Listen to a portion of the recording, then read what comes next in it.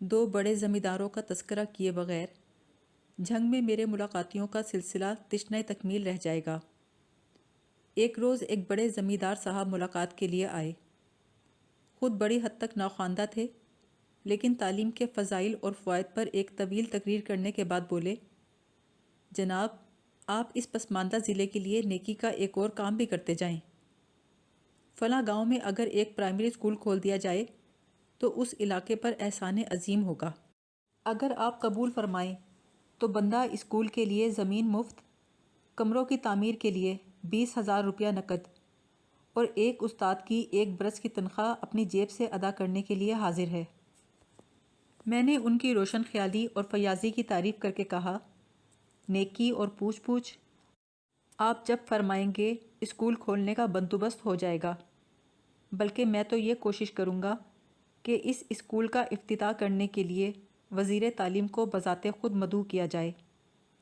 زمیندار صاحب خوش خوش میری جان و مال کو دعائیں دیتے ہوئے تشریف لے گئے۔ کوئی 1 ہفتے بعد اسی علاقے کے ایک اور بڑے زمیندار ملنے آئے۔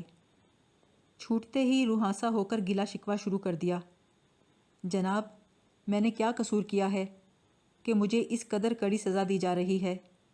بندہ بالکل بے گناہ ہے۔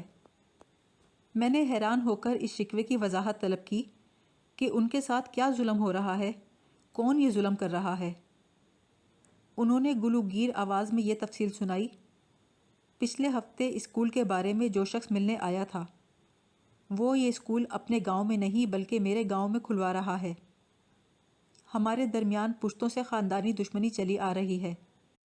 پہلے ہم ایک دوسرے کے مویشی چرا لاتے تھے، ایک دوسرے کے مزاروں کو قتل کروا دیتے تھے، ایک دوسرے کی فصلیں اجاڑ دیتے تھے، لیکن اب وہ کمینہ میرے گاؤں کی نسلیں برباد کرنے پر اتر آیا ہے۔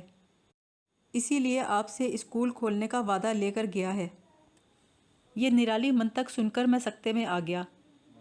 چند منٹ سوچنے کے بعد میں نے گزارش کی، آپ بھی اینٹ کا جواب پتھر سے کیوں نہیں دیتے؟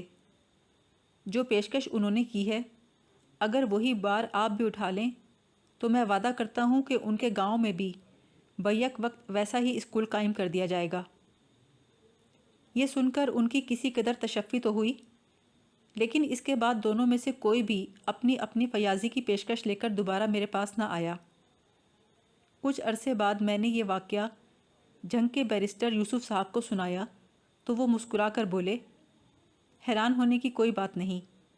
تعلیم جیسی خطرناک وبا کو اپنے گاؤں سے دور رکھنے کے لیے دونوں نے اپنا مشترکہ فرض سمجھ کر مکمکا کر لیا ہوگا۔